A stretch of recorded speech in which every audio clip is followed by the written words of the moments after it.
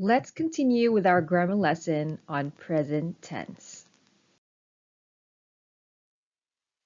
In the previous lesson, we have learned about simple present tense and present continuous tense. We have learned when to use them and how to use them. So, for this lesson, we're going to revise about present perfect tense and present perfect continuous tense.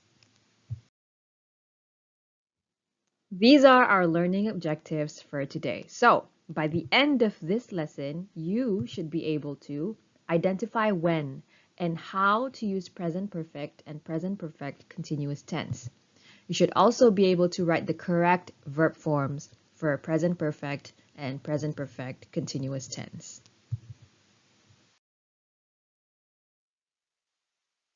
Here's an example of present perfect tense in a song. Now, this is a song, Hello, by Adele. Hello from the other side, I must have called 1,000 times to tell you I'm sorry for everything that I've done. So, what is present perfect tense? It is when you use have or has, and then you add the past participle, which is here, the past participle is called. Okay? I must have called. And over here, I have done. This is present perfect tense. Now, when do we use present perfect tense? We use it when we want to talk or write about actions that happened in the past at an unspecified time. So this is something that happened in the past, but you're not sure when it happened, okay? So it is present perfect tense, but it happened in the past. For example, I have seen him before, or I have done this before, but I can't really remember when it was. You also use it to talk or write about actions that started in the past, but it's still continuing. For example, we have known each other for a long time. So you've known each other, but you still know each other now. Okay? So we have known each other for a long time. You also use it to talk or write about recent actions that have just happened. For example, they have just arrived. Okay, so now what do you notice about present perfect tense? It is when you write about things that happened in the past, but it recently just happened. Or it's in the past, but you're not sure when it happened. Or actions that started in the past, but it's still happening. So that is present perfect tense.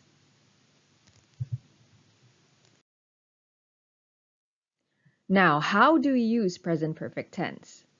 Here are the rules. So you have the subject here, I, you, we, they. And as you know, when the subject is I, you, we, or they, you use have, okay? And then you add the past participle of the verb. I have seen, you have seen, we have seen, they have seen, okay? The past participle of see is seen, not the past tense. The past tense is saw. But here you don't use the past tense, you use the past participle, seen. For the subject he, she, it, of course you use has, and then you add the past participle. Okay? So, please don't get confused between past participle and past tense. To know the difference, check your textbook, Gateway to English 3, page 135, to know the difference between past tense and past participle. So, for present perfect tense, you use past participle, seen, not saw. Now, let's look at the verb see again and see how present perfect tense is used for positive sentence, negative sentence, and question form. So here are some of the examples. I have seen the movie. You have seen the movie. She has seen the movie. They have seen the movie. So these are examples of positive sentences. Positive sentences are basically statements. You're saying that these are true. Negative sentences are the sentences that have the word not in it. So if you have the word not in it, it's placed in the middle of have and the past participle. So I have not seen the movie. You have not seen the movie. She has not seen the movie, and they have not seen the movie. It's the same when you have the word also, okay? So I have also seen the movie. So the word not or also or always, it's placed in the middle of the has have and the past participle. For question form, you usually have the has or have at the beginning of the sentence. Have I seen the movie? Have you seen the movie? Has she seen the movie? Or have they seen the movie? So when you're asking a question using using present perfect tense, you start with has or have, you add the subject, I, you, she, they, and then you add the past participle at the end with the question mark.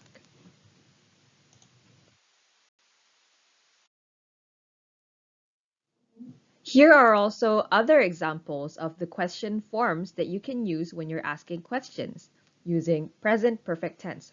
For example, when you use who, you write, who has she spoken to? What countries have you visited? Where have you been? How long has Nurul been married? Okay, so the form depends on what kind of questions that you have. So these are the kind of rules that you have to remember and get used to. Okay, just now I mentioned that for present perfect tense, you have to use the verb has or have, and then you add the past participle. Now, these are some examples of past participle. For the past participle of be, it is been. For beat, it is beaten. For begin, it is begun. For bite, it is bitten. For choose, it is chosen. For catch, it's caught. For draw, it's drawn. And drive, it's driven. Forget, forgotten. These are past participle. How about past tense? The past tense of be is actually was, okay? The past tense of beat is still beat, okay? So past participle and past tense, they are sometimes the same, but most of the time they're actually not the same, okay? As you can see, past participle, many of them actually ends with N. So you should remember what the past participles of the verbs are. Now, let's move on to present perfect continuous tense.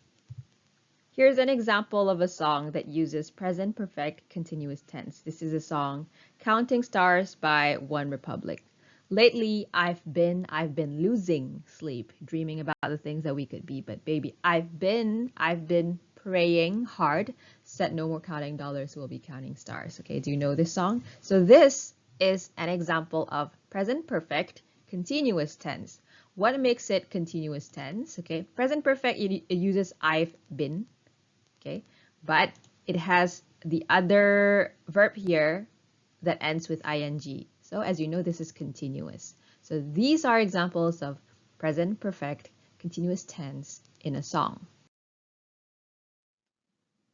When do we use present perfect continuous tense? You use it to talk or write about an action which started in the past and it is still continuing now. For example here, in this picture you see Joyce, Mrs. Yan, and Mrs. Lin. And Mrs. Yan said she has been reading for 2 hours. So what is Joyce doing here? Look at the picture. Joyce is reading. When did she start reading? Joyce started reading 2 hours ago. So Joyce has been reading for 2 hours and she has not stopped reading yet. She's still reading now. So this is called the present perfect continuous tense. You use it for action that already started in the past and it's still continuing. For example, I'll give you another example. I have been recording this video since 10 minutes ago, and now I'm still recording it. So I have been recording this video. So that's an example of present perfect continuous tense.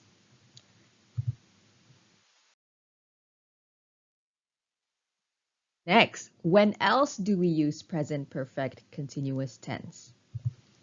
We use it to talk or write about an action which started in the past and it has just been completed. So it started in the past and it has just ended. Here's an example. So look at the picture. Is Joyce still reading? So the sentence there, I have been reading for 3 hours. I need a rest now. So is Joy still reading? No, she isn't. She has stopped reading. She has been reading for 3 hours and now she wants to take a rest. So the verb have been reading is also called the present perfect continuous tense. So you use it for an action that happened in the past and it has just ended. So how do we use present perfect continuous tense? It is similar to present perfect tense. It's just that you add another verb here that ends with ing. So as you know, I, you, we, they plus have been. Okay, so it's not just only have, but you use been as well. And then you add the verb plus ing. For he, she, it, for the subject he, she, it, you use has been, and you add the verb ending with ing.